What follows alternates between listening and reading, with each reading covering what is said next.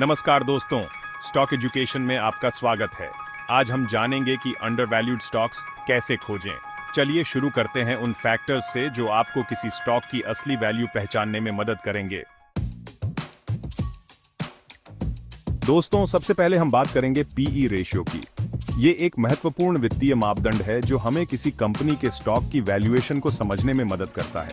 ये बताता है कि मार्केट किसी कंपनी के ₹1 कमाई के लिए कितने रुपए देने को तैयार है। उदाहरण के लिए, अगर किसी कंपनी का पीई रेशियो 20 है, तो इसका मतलब है कि निवेशक उस कंपनी के ₹1 कमाई के लिए ₹20 देने को तैयार हैं। अगर किसी कंपनी का पीई रेशियो उसके सेक्टर के एवरेज पीई रेशियो से कम है, तो हो सकता है कि वो स्टॉक अंडरवैल्यूड हो। इसका मतलब है कि उस कंपनी के स्टॉक की कीमत कम हो सकती है और उसमें निवेश करने का अच्छा मौका हो सकता है। लेकिन सिर्फ पीई रेशियो देखकर इन्वेस्ट करना सही नहीं है। पीई रेशियो एक संकेतक है, लेकिन यह पूरी कहानी नहीं बताता। हमेशा कंपनी के बारे में और भी जानें, जैसे मैनेजमेंट कैसा है, कर्ज कितना है, प्रॉफिट कितना है, वगैरह। इसके अलावा कंपनी की भविष्य की योजनाओं और बाजार की स्थितियों को भी ध्यान में रखें। एक समझदार निवेशक बनने के लिए आपको विभिन्न वित्तीय मापदंडों और बाजार के रुझानों को समझना होगा। अब बात करते हैं पीबी रेशियो की। ये एक महत्वपूर्ण वित्तीय अनुपात है जो निवेशकों को किसी कंपनी के मूल्यांकन को समझने में मदद करता है। ये रेशियो बताता है कि किसी कंपनी का मार्केट प्राइस उसकी बुक वैल्यू से कितना ज्यादा या कम है। बुक वैल्यू को समझने के लिए यह कंपनी के कुल एसेट्स से लायबिलिटीज को घटाकर निकाली जाती है। अगर किसी कंपनी का पीबी रेशियो 1 से कम है, तो मतलब उसका मार्केट प्राइस उसकी बुक वैल्यू से भी कम है। यह संकेत हो सकता है कि कंपनी अंडरवैल्यूड है, लेकिन इसके पीछे और भी कारण हो सकते हैं। लेकिन कम पीबी रेशियो इस बात का साइन हो सकता है कि उस कंपनी के पास पुराने एसेट्स हैं जो अब उतने मूल्यवान नहीं हैं जितने पहले थे, या फिर वो ऐसे सेक्टर में काम करती है जहां ग्रोथ ज्यादा नहीं है। यह भी हो सकता है कि कंपनी के भविष्य के ग्रोथ प्रोस्पेक्ट्स कमजोर हों, जिससे निवेशक उसमें निवेश करने से हिचकिचाते हैं। दूसरी ओर, अगर किसी कंपनी का पीबी रेशियो 1 से ज्यादा है, तो इसका मतलब है कि निवेशक कंपनी की भविष्य की ग्रोथ पोटेंशियल को लेकर आशावादी है। यह रेशियो निवेशकों को कंपनी के फाइनेंशियल हेल्थ और मार्केट परसेप्शन को समझने में मदद करता है। इसलिए पीबी रेशियो का उपयोग करते समय निवेशकों को कंपनी के अन्य वित्तीय मापदंडों और उद्योग के रुझानों को भी ध्यान में रखना चाहिए। ये एक अकेला रेशियो नहीं है जो निवेश के निर्णय को प्रभावित कर सकता है, लेकिन यह एक महत्वपूर्ण संकेतक है। दोस्तों, अब बारी है पीएस रेशियो की। ये रेशियो बताता है कि कंपनी के ₹1 के रेवेन्यू के लिए मार्केट कितने रुपए देने को तैयार है। कम पीएस रेशियो इस बात का साइन हो सकता है कि कंपनी का स्टॉक अंडरवैल्यूड है, लेकिन किसी कंपनी के पीएस रेशियो को हमेशा उसके सेक्टर की दूसरी कंपनीज के पीएस रेशियो से कंपेयर करना चाहिए। Chapter 4, title free cash flow, FCF.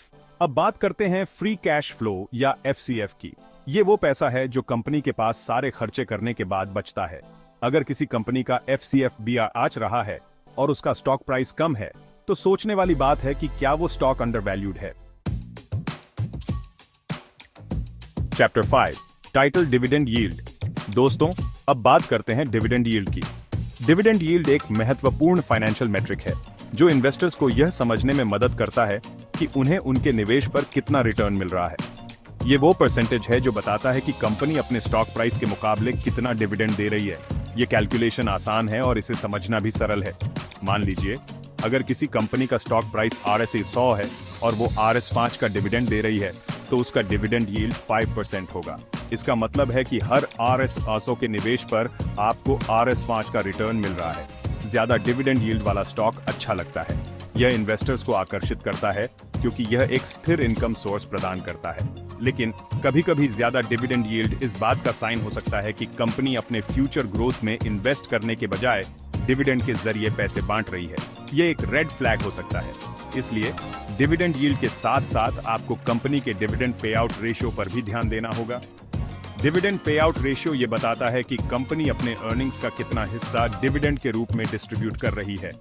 एक बैलेंस्ड अप्रोच ये है कि आप उन कंपनीज में निवेश करें जो न केवल अच्छा डिविडेंड यील्ड देती हैं, बल्कि उनकी ग्रोथ पोटेंशियल भी मजबूत है। इससे आपको लॉन्ग टर्म में बेहतर रिटर्न्स मिल सकते हैं। डाइवर्सिफिकेशन भी महत्वपूर्ण है। केवल डिविडेंड यील्ड पर निर्भर न रहें, बल्कि अपने पोर्टफोलियो को डाइवर्सिफाई करें ताकि रिस्क कम हो और रिटर्न स्थिर रहे। अंत में डिविडेंड यील्ड एक महत्वपूर्ण मेट्रिक है, लेकिन इसे अन्य फाइनेंशियल इंडिकेटर्स के साथ मिलाकर देखना चाहिए। इससे आपको एक कॉम्प्रिहेंसिव व्यू मिलेगा और आप बेहतर इन्वेस्टमेंट डिसीजंस ले सकेंगे। Chapter 6 title debt to equity ratio. दोस्तों, अब बात करते हैं डेट टू इक्विटी रेशियो की। यह रेशियो बताता है कि कंपनी ने अपना बिजनेस चलाने के लिए कितना लोन लिया है और कितना पैसा अपने पास से लगाया है।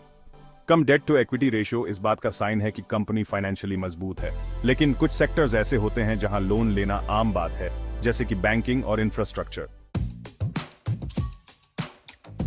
दोस्तों, अब बारी है पीईजी रेशियो की। ये रेशियो हमें पीई रेशियो और ग्रोथ के बीच बैलेंस बनाने में मदद करता है।